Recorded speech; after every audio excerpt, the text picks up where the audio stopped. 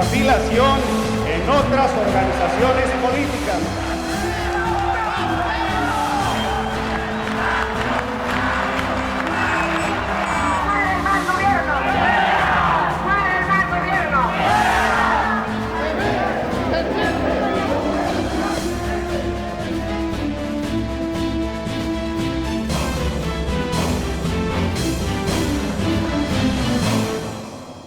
Las elecciones presidenciales de 1988 fueron altamente competitivas y reflejaron el nuevo pluralismo, así como las dificultades del PRI para mantener el monopolio de la representación nacional. Mostraron el alcance y el poder de la vía electoral y al mismo tiempo reflejaron las limitaciones de las leyes e instituciones que regulaban la contienda. La forma en que se procesaron los resultados confirmó claramente que el sistema electoral había llegado a su límite. A finales de 1987, la devaluación del peso era un recordatorio de la fragilidad financiera del país. Ese año, la inflación fue de 160% anual y la economía apenas creció 1.9%. Entre 1982 y 1987, el salario mínimo cayó 45% en términos reales.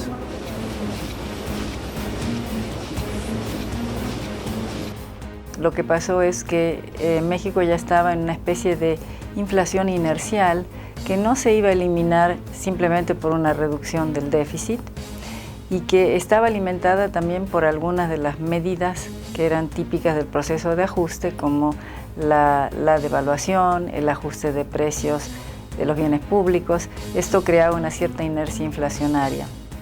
Se ha centrado en la crisis económica que padecemos. Entre tanto, la situación política mostraba un rostro ambivalente y contradictorio. Por un lado, la pluralidad se abría paso. Los partidos opositores crecían y maduraban al cobijo de la ley electoral de 1977 y nuevas fuerzas sociales emergían al calor de la crisis y del terremoto de 1985.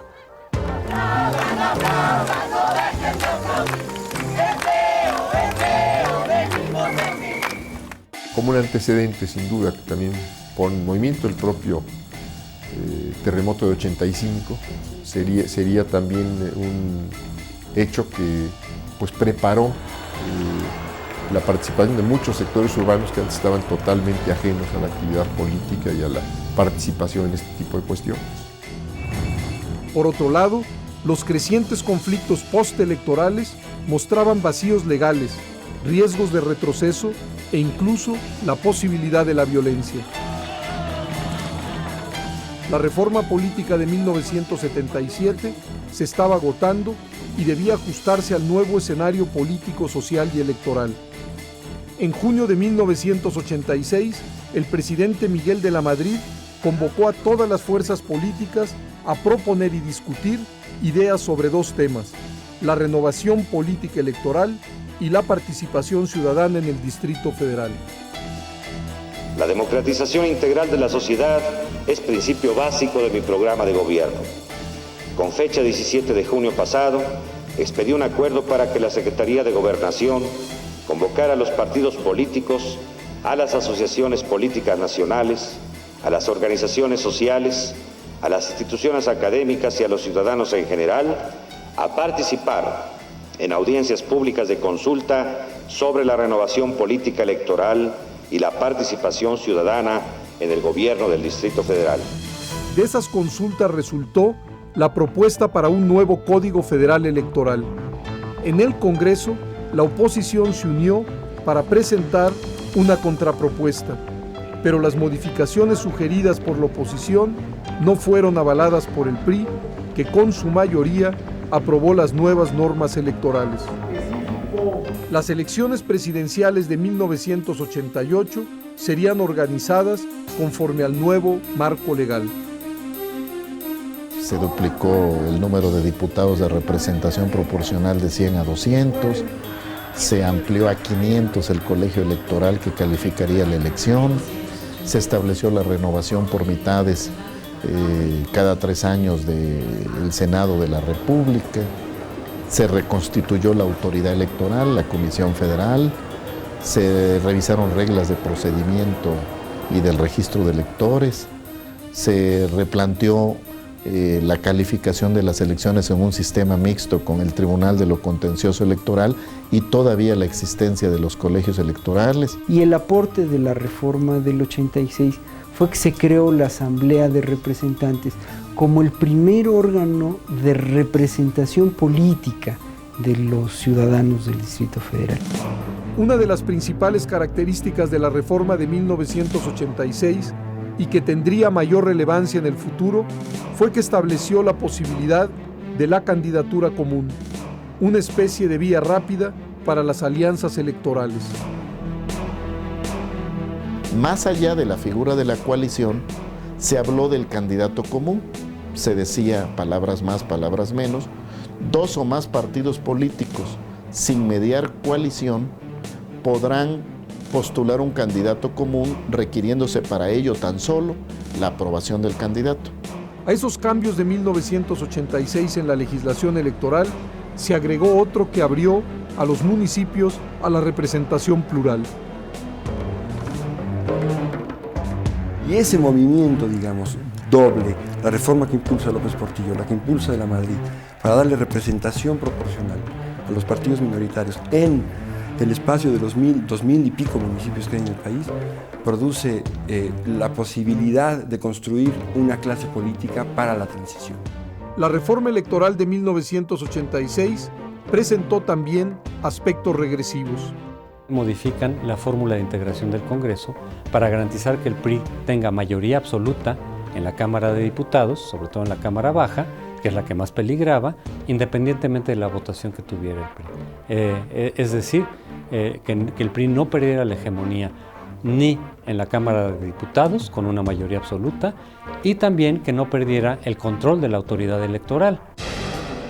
La integración de la Comisión Federal Electoral le garantizaba al partido en el poder el control de este órgano y dejaba en manos del Poder Ejecutivo la preparación, desarrollo y vigilancia de los procesos electorales.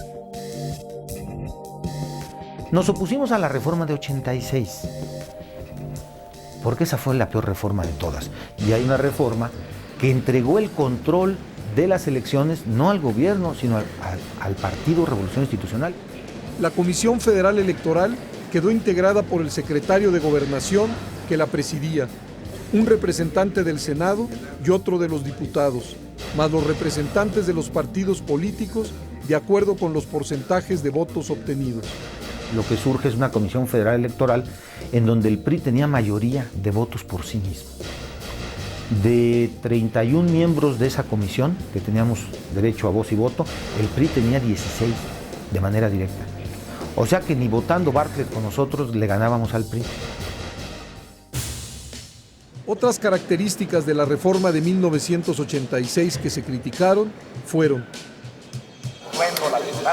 los colegios electorales integrados por diputados y senadores electos ahora calificarían tanto su propia elección como la del presidente. La supresión del registro condicionado, con lo que se cerró a las fuerzas políticas la principal puerta de entrada al sistema electoral de entonces. Se desechó cualquier injerencia de la Suprema Corte de Justicia de la Nación en asuntos electorales. Con esas nuevas reglas se llevaría a cabo la elección presidencial de 1988. Pero antes, sin embargo, el PRI sufrió una fuerte escisión que vino a modificar de manera radical el escenario electoral.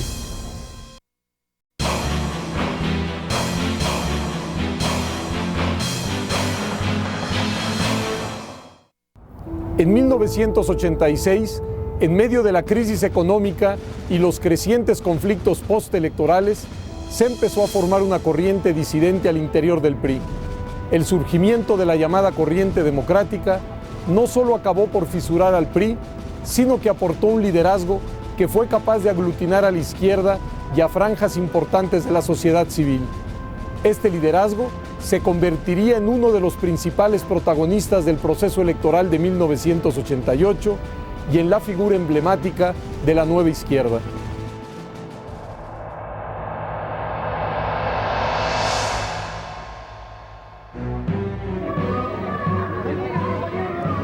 En su inicio, la corriente democrática tuvo que ver con los problemas internos del PRI. Una indiscreción hizo pública su existencia el 14 de agosto de 1986 en una nota periodística del 1+1. Manuel Becerra Costa, director de ese periódico, se había reunido a comer en la víspera con Porfirio Muñoz Ledo.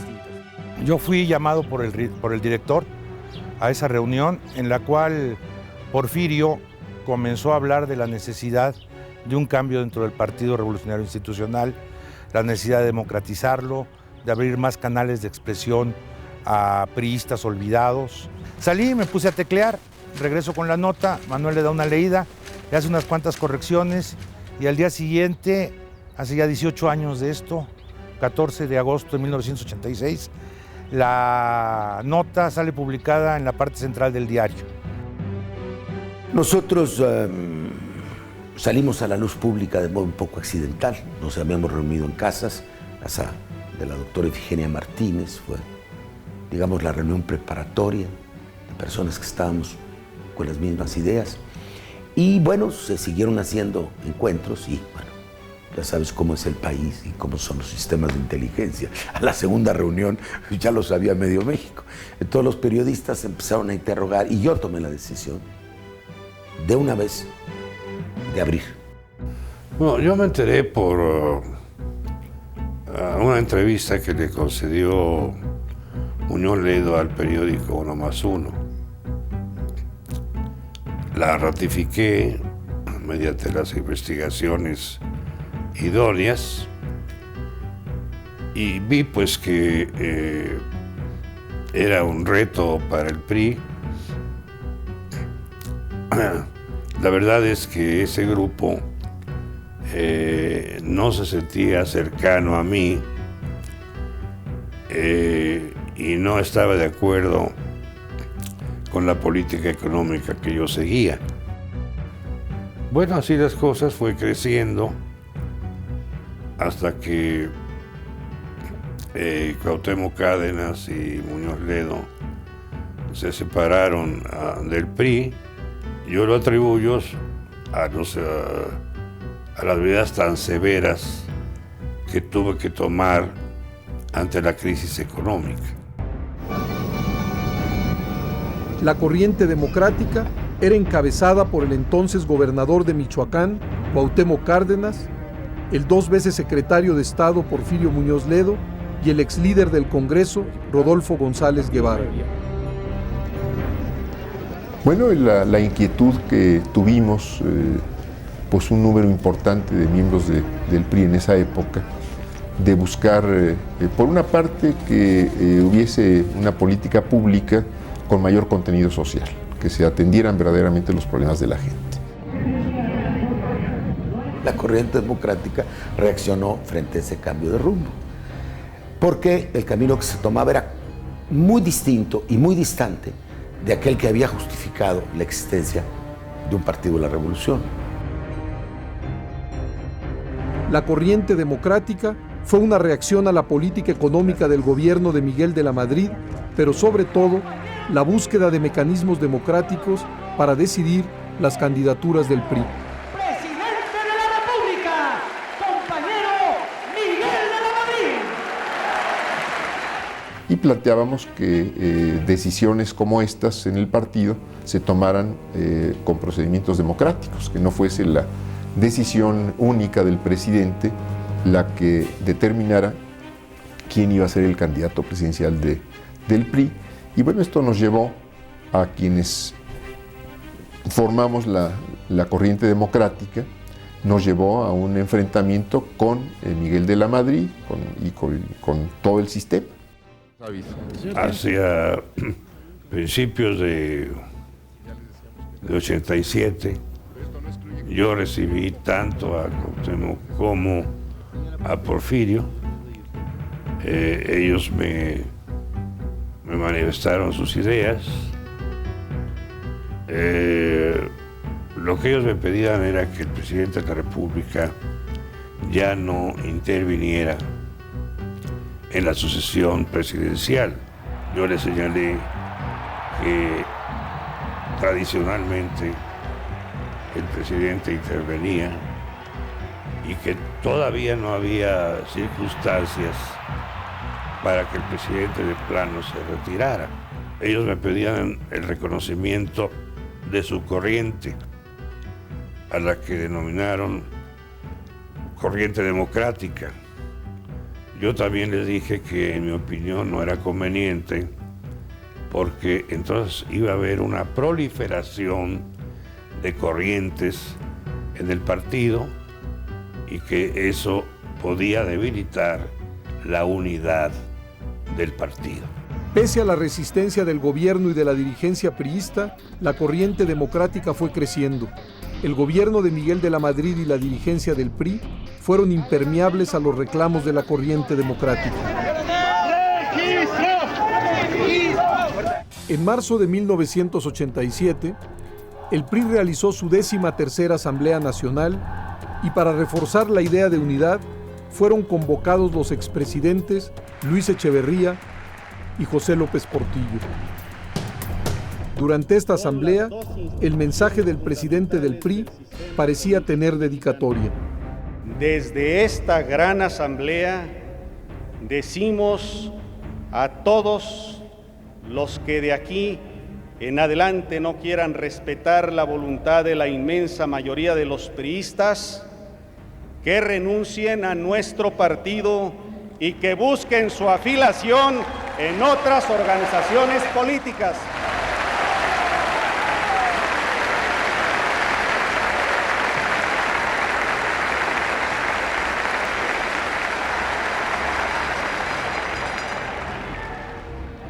En el PRI no tendrán cabida ni la quinta columna ni los caballos de Troya.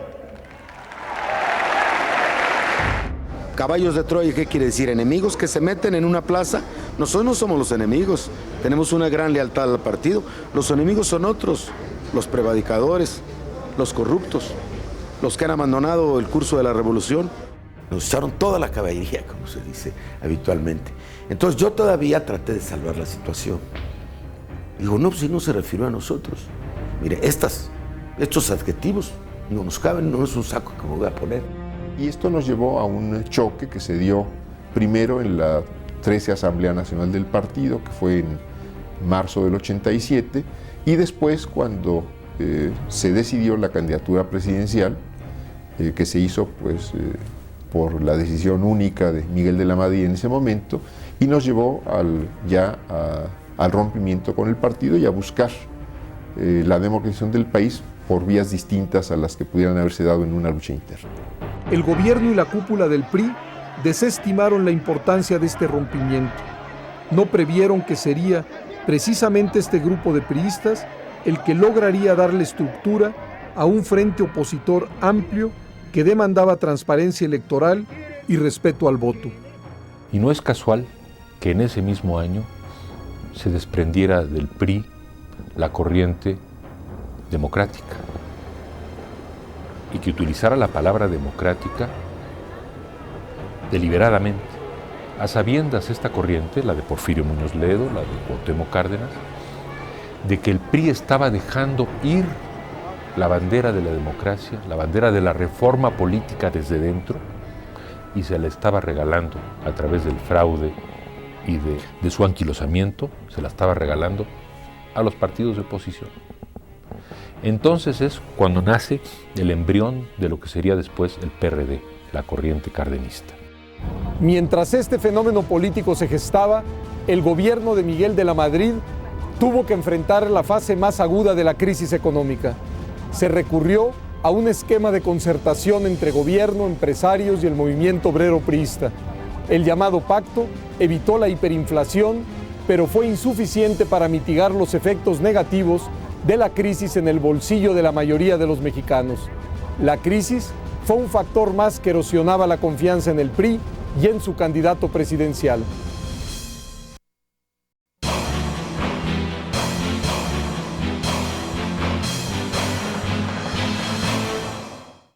Para el gobierno de Miguel de la Madrid, el país vivía una crisis estructural de su economía. Era preciso un cambio. En 1987 y 1988 se presentó una situación compleja para el gobierno. Debía contener la inflación, volver a inyectar medidas antipopulares y al mismo tiempo intentar ganar una elección presidencial justo en el momento que las oposiciones de izquierda y derecha eran más poderosas que nunca. La economía restringía los márgenes de maniobra en un momento de creciente competencia política.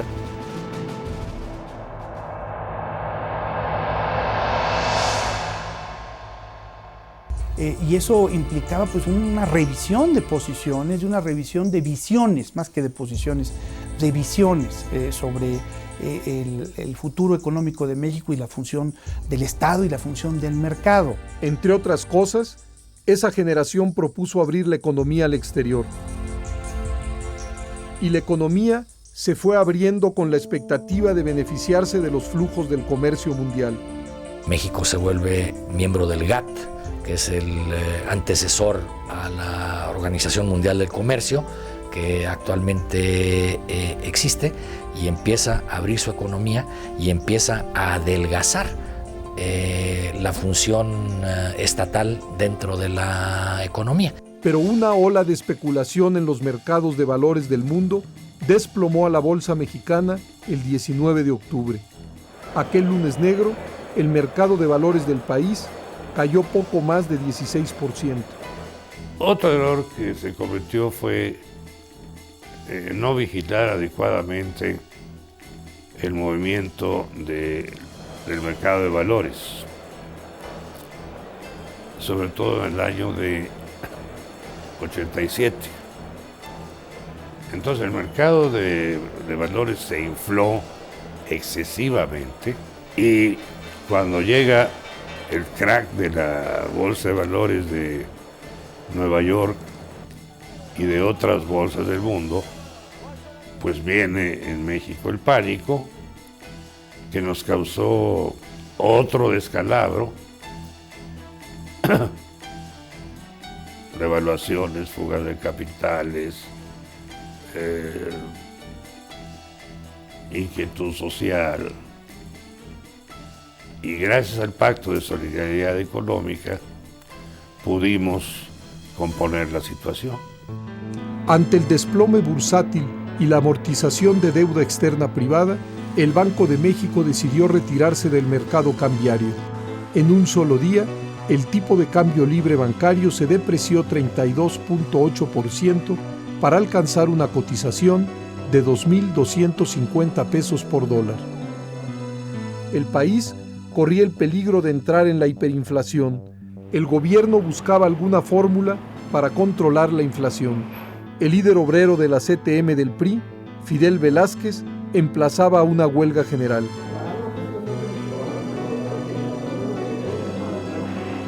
O se detenía el aumento de precios, es decir, la inflación, o él iba a llamar a una huelga general. Don Arsenio, en ese momento, y teniendo la huelga, los prolegómenos de una posible estallamiento de una huelga nacional, pues estábamos muy preocupados. Y entonces ahí don Arsenio nos dijo, a ver Pedro, vamos a empezar a hablar con cada uno de los sectores y vamos a empezar a irlos a ver, pero los tenemos que ir a ver con un plan. Y elaboramos un plan, 4 cuartillas, y dijo, bueno, vamos a ver al presidente de la República. Y lo planteamos así. Decimos, señor presidente, tenemos una credibilidad muy baja por X o Y razones, muchas de ellas muy justas, habíamos perdido la credibilidad, y la única manera de recuperarla es mediante un acuerdo.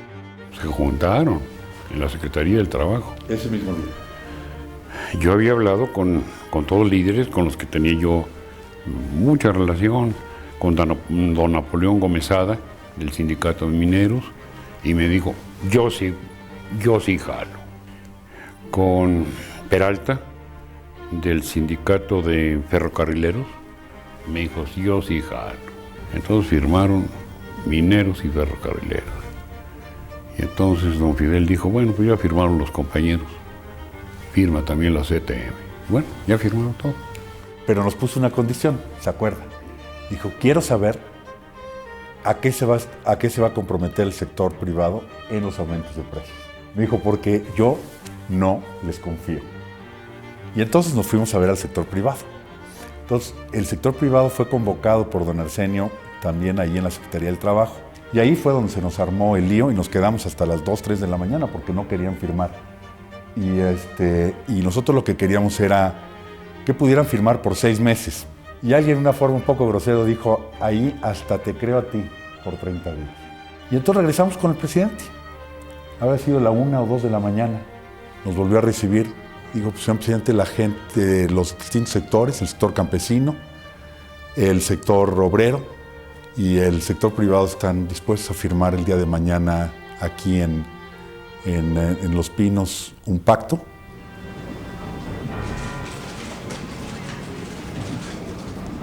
El Pacto de Solidaridad Económica fue firmado por el gobierno y los sectores productivos el 15 de diciembre de 1987.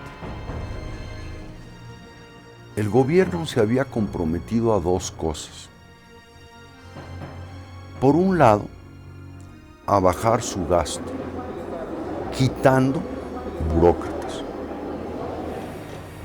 Y en segundo lugar, a llevar a la quiebra o vender empresas que vivían del presupuesto nacional. Los obreros, su compromiso era no llamar a la huelga general. Y los empresarios ya no seguir subiendo los precios. Los resultados que se empezaron a obtener permitieron alargar la vigencia de la concertación económica. Se pudo disminuir la inflación de tasas anualizadas del 500% a tasas anualizadas del 10%, sin recesión.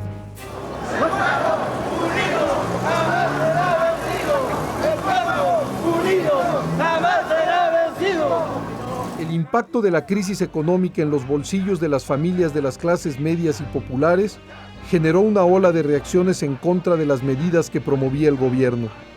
Que no es ningún pacto de solidaridad. Eso, compañeros, sintéticamente decimos nosotros que son chingaderas.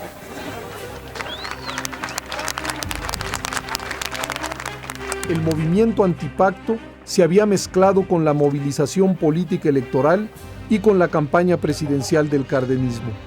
Se había conformado una fuerza electoral desconocida para los partidos tradicionales de la izquierda, para el PRI, para el gobierno y para el país.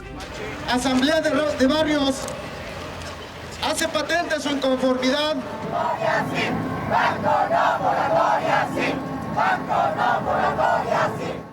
Fue en medio de esta situación de crisis económica y de políticas de contención, con el consecuente deterioro del bienestar de las clases medias y populares, que arrancó el proceso de sucesión presidencial.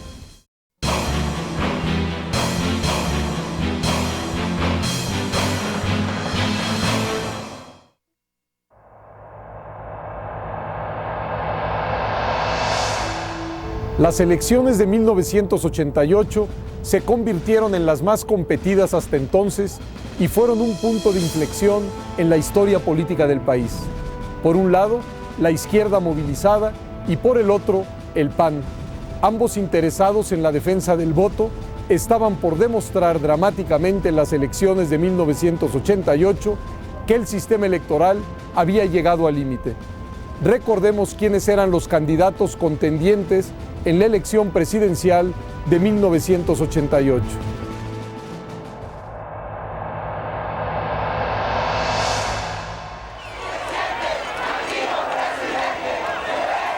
Manuel Cloutier del Rincón fue el candidato presidencial del PAN. Que cada uno de ustedes que viene por su propia voluntad vale cuando menos por 100 acarreados. Empresario agrícola de 54 años, le fueron expropiadas sus tierras en el sexenio de Echeverría. Hasta inicio de los años 80 estuvo vinculado a organizaciones empresariales como la Coparmex y al PRI. Sin embargo, después de la nacionalización de la banca, se volvió un crítico del sistema. Cloutier fue un ciudadano ejemplar Era un hombre corpulento, físicamente corpulento, y él comentaba que él se daría por satisfecho si lograba abrirle un boquete al sistema político mexicano a la medida de su propia fuerza.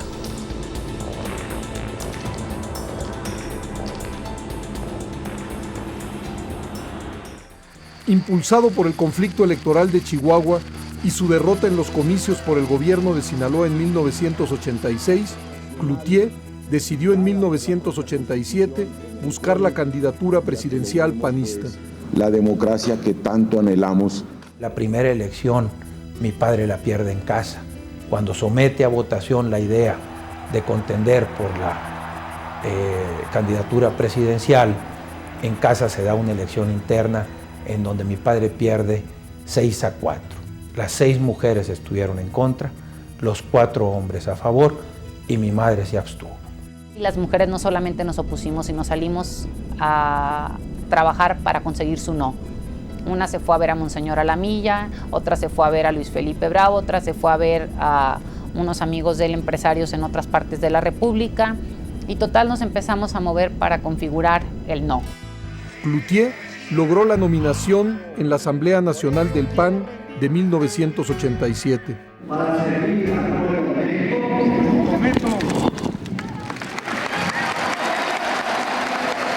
No vamos a competir con un partido político. Vamos a enfrentarnos a una maquinaria del poder que se reserva para sí todas las ventajas y todos los recursos de la administración pública. En estos postreros días de campaña, al frente del partido estaba Luis Sache Álvarez, quien había ganado la dirigencia nacional a Pablo Emilio Madero. Álvarez planteó la radicalización del PAN en la búsqueda del gobierno. Con él se fortalecieron las nuevas corrientes del PAN, entre ellos Cloutier, quien obtuvo la candidatura a la presidencia después de un proceso disputado y conflictivo. Yo en lo personal creo que me ganó, y además eso fue un reconocimiento que hice públicamente, pero lamentablemente sí se manchó un tanto la elección. Quienes quedaron al frente del PAN apuntalaron con Cloutier una estrategia de confrontación ante la eventualidad de un fraude electoral. Somos panistas, no somos del PRI. El candidato presidencial panista subrayó la idea de que solo con la democratización el país podría solucionar sus problemas políticos y económicos.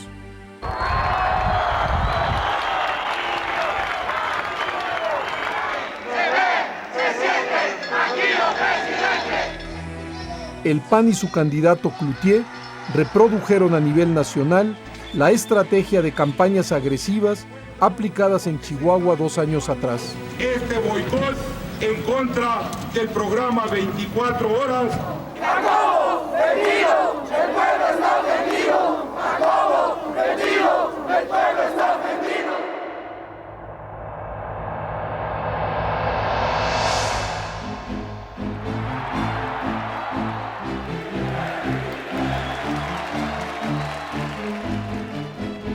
A favor de la precandidatura para presidente de la República del compañero Carlos Salinas de Gortari fue designado por el PRI a los 39 años como su candidato presidencial, hijo de un viejo político priista que llegó a ser secretario de Estado en el gobierno de Adolfo López Mateos, economista de la UNAM con doctorado en la Universidad de Harvard. Realizó una meteórica carrera en la administración pública federal al lado de Miguel de la Madrid, de quien llegó a ser secretario de Programación y Presupuesto. La designación de Carlos Salinas de Gortari como candidato presidencial se llevó a cabo bajo un esquema formalmente novedoso, la llamada pasarela. 6 precandidatos se reunieron con los sectores del PRI para presentar su plataforma de gobierno y buscar su apoyo. Entonces La Vega me explicó cómo habían ellos llegado a la conclusión de que los 3 finalistas eran Manuel Bartlett, Alfredo del Mazo y Carlos Salinas, pero que ellos deseaban que yo, en mi calidad de líder superior del partido, diera mi opinión. La di en favor de Salinas, pero quise que cada uno de los miembros del Comité Ejecutivo Nacional del partido expresara su opinión. Todos la expresaron en favor de Carlos Salinas. Y así salió su candidatura. Un evento estuvo a punto de descarrilar el proceso del PRI para designar a su candidato presidencial. A los pocos minutos de que algunos medios empezaron a manejar el nombre de García Ramírez, el eterno líder setemista Fidel Velázquez oficializó la nominación a favor de Salinas de Gortari. Doy a usted la bienvenida en nombre de los sectores agrario, obrero y popular. Todos han manifestado su voluntad para postularlo como nuestro candidato en las próximas elecciones. Hoy en la mañana me visitó la Comisión Nacional de Coordinación Política del PRI. Fueron mis compañeros de partido tan amables de comunicarme a sí mismo la decisión de los tres sectores de apoyar la precandidatura del licenciado Carlos Salinas de Gortari. Avancemos en el cambio gradual y firmemente. Hagamos política, más política, mucha política y más moderna política. En 1987 el PRI tenía que postular su candidato a la presidencia. Varias personalidades se perfilaron y al final el PRI se decidió por una opción modernizadora y reformista. Y precisamente era el planteamiento que yo había hecho como candidato y el que llevé después a mi campaña electoral. La candidatura de Carlos Salinas generó divisiones internas en el PRI. ¡Que vivan los petroleros de México! ¡Que viva Carlos Salinas de Gortari!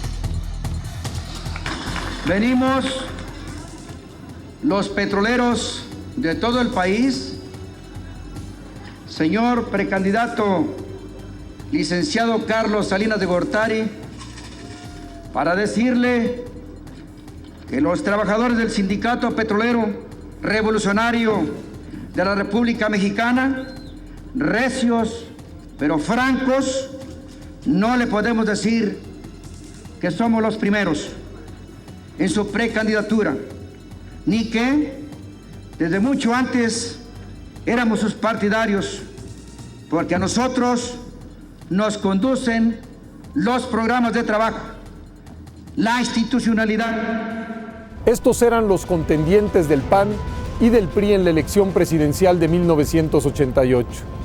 La definición de las candidaturas de Manuel Cloutier del PAN y de Carlos Salinas del PRI generaron conflictos y fricciones internas.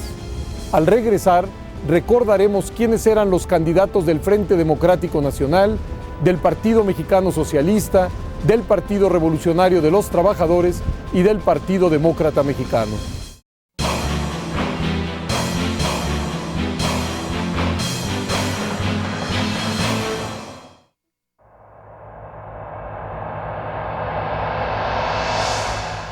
En las elecciones de 1988 participaron al inicio otros 4 candidatos: Cuauhtémoc Cárdenas del Frente Democrático Nacional, Eberto Castillo del Partido Mexicano Socialista, Rosario Ibarra del Partido Revolucionario de los Trabajadores y Gumersindo Magaña del Partido Demócrata Mexicano. Recordemos cómo se forjaron estas 4 candidaturas que sin duda jugaron un papel fundamental en aquellos históricos comicios.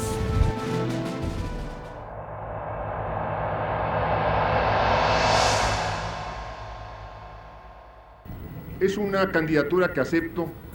Cuauhtémoc Cárdenas Solórzano se convirtió a los 53 años en el candidato presidencial del Frente Democrático Nacional, que aglutinó a diversas fuerzas de la izquierda. hijo del expresidente Lázaro Cárdenas del Río. El candidato Cuauhtémoc Cárdenas pues venía de un desprendimiento del PRI. Había sido gobernador de Michoacán, había sido un priista, venía con Porfirio Muñoz Ledo, asociado íntimamente al PRI también, de manera que ahí lo que había como interesante, más que otra cosa, era la propuesta izquierdista del PRI. Como militante del PRI ganó la gubernatura de su natal Michoacán y fue subsecretario de Agricultura. Criticó al interior del partido la apertura económica indiscriminada y la falta de democracia en los procesos internos del PRI. El pleito de Cuauhtémoc Cárdenas con el PRI lo escinde, en el sentido de que le quita banderas y le quita personas también. Junto con Cárdenas se sale una gran cantidad de priistas. Y puede desde ahí, desde esa legitimidad de el que se revela, del independiente y del que conoce el aparato, porque buena parte de la construcción de la campaña de Cuauhtémoc la hacen priistas escindidos, induce esta crisis del 88 que es fundamental. A finales de 1987, Cuauhtémoc Cárdenas salió del PRI junto con los integrantes de la Corriente Democrática. Y antidemocracia. ¿Cuáles fueron las razones que motivaron a Cárdenas a buscar esta candidatura? Porque ya mucha gente estaba cansada, harta de la corrupción, de políticas públicas que no atendían las necesidades populares, de funcionarios que no respondían a las demandas de la gente, y desde luego el deseo de democratizar la vida del país. Acepto la candidatura del Partido Auténtico de la Revolución Mexicana. Cuauhtémoc Cárdenas aceptó el miércoles 14 de octubre la candidatura del PARMA a la presidencia. Aprovechando la figura de la candidatura común recientemente aprobada, el PPS y el Partido del Frente Cardenista de Reconstrucción Nacional, que anteriormente era el PST, también nominaron a Cárdenas como su candidato presidencial. La candidatura del señor ingeniero Cuauhtémoc Cárdenas Solórzano. Hemos logrado la adhesión de grupos que estaban militando en el partido oficial. Se han adherido a algunos grupos que estaban militando en organizaciones que no están entre las que forman el Frente Democrático.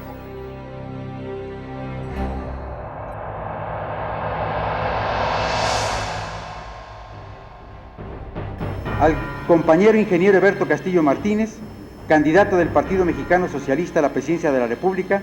Por su parte, la izquierda, recién unificada en el Partido Mexicano Socialista, había postulado al ingeniero Eberto Castillo Martínez, ganador de una contienda interna. Eberto Castillo nació en 1928 en la ciudad de Izhuatlán de Madero, Veracruz. Como ingeniero, fue inventor de uno de los sistemas más efectivos de construcción, la tridilosa. Participó activamente en el movimiento estudiantil de 1968. En 1969 fue apresado, pasó 2 años como preso político en Lecumberri y a su salida de la cárcel formó el Partido Mexicano de los Trabajadores. México y los mexicanos no aceptamos, no podemos hacerlo, seguir sumidos en la crisis, en la parálisis productiva, la especulación desenfrenada, el saqueo de nuestros recursos naturales, la entrega de las empresas del pueblo al extranjero como pago de la deuda. Pero en el transcurso de las campañas políticas de ambos candidatos, se empezó a hablar de una candidatura común desde la izquierda. Finalmente, el ingeniero Eberto Castillo tomó una importante decisión. Que en mayo de aquel año renuncia a su candidatura y se adhiere, tanto él como el partido, a la candidatura de Cárdenas. Puso por encima de cualquier cosa el interés colectivo. Y en este caso sabía que había un gran movimiento popular que se había conformado con el ingeniero Cuauhtémoc Cárdenas y que por lo tanto su aportación tenía que ser en ese sentido. Cuauhtémoc Cárdenas se convirtió así en el candidato presidencial de un amplio frente de la izquierda que fue denominado Frente Democrático Nacional y que representó para el PRI el reto electoral más importante de su historia. Que hace falta que los beneficios del trabajo... Esa fue mi idea. Una especie de frente permanente de partidos que pudo haber evolucionado con el tiempo. ¿Por qué los pequeños partidos se unieron a nosotros? Estaban desamparados y estaban muy descontentos. Entonces encontraron la manera de volver a crecer, como ocurrió, multiplicaron sus votos enormemente por eso. Entonces formamos el FDN partido por partido. La izquierda por sí sola, fragmentada, hoy todavía hablamos de sus tribus, era incapaz de aprovechar la oportunidad que se abría ante la reacción social, anclada en la reacción social al problema económico de esos años. No lo podían hacer solitos, pero sí lo podían hacer en alianza permanente con el ala izquierdista del PRI que se exilió, ¿no? Que se fue. Y esa oportunidad era simplemente imposible sin Cuauhtémoc Cárdenas. En su campaña hacia la presidencia, Cárdenas asume como parte de su propuesta política los reclamos populares demandantes de vivienda. Fueron organizaciones como el CEU y la Asamblea de Barrios los que promovieron desde principios de 1988 una candidatura común de la izquierda que se definiría hasta ya muy cercana a la elección presidencial y que abanderaría Cuauhtémoc Cárdenas. Ahí tendrán ellos que evitar que se rellenen las urnas. Hicimos 2 encuestas. Primero, entre lo que eran los representantes de grupo, los más activos, digamos los activistas. 65% decía no tener ninguna duda de que había que apoyar ya de inmediato al ingeniero Cárdenas. Y la segunda encuesta la hicimos abierta, no al núcleo más activo, sino al conjunto de los estudiantes. El 80% de los estudiantes de la Facultad de Ciencias Políticas decía que dudan, hay que ir a apoyar al ingeniero. Es decir, se entonó, ¿no? Este espíritu de cambio y de lucha se entonó. Y entonces fue muy natural esto que algunos teóricos después llamaban el pseucardenismo, etcétera. Fue un proceso prácticamente natural. La campaña de Cárdenas se vio ensombrecida con el asesinato de 2 de sus asesores más cercanos, Francisco Javier Obando y Román Gil, ocurridos unos días antes del día de la jornada electoral del 6 de julio.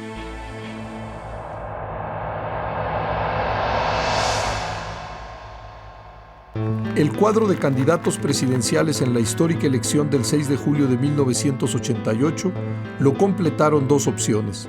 ¡Muere el mal gobierno! ¡Muere el mal gobierno! Rosario Ibarra de Piedra, postulada por el Partido Revolucionario de los Trabajadores de orientación trotskista. Queremos un gobierno de la gente que sabe hacer las cosas, que sabe cuidar la riqueza natural de su país y que sabe cuidar la riqueza que produce con sus manos y no dilapidarla como han hecho estos señores tecnócratas que se califican como genios de las finanzas. Pensamos que este pueblo está cansado. Pero acepté porque me lo pidió un ex desaparecido y entonces llegué a una contienda difícil en donde estaban el ingeniero Cloutier y el ingeniero Cárdenas, pues que eran representantes de 2 partidos políticos con fuerza. Yo no, pues yo fui del PRT, que era un partido modesto, pero un partido honrado, nacido de todos los sucesos del 68.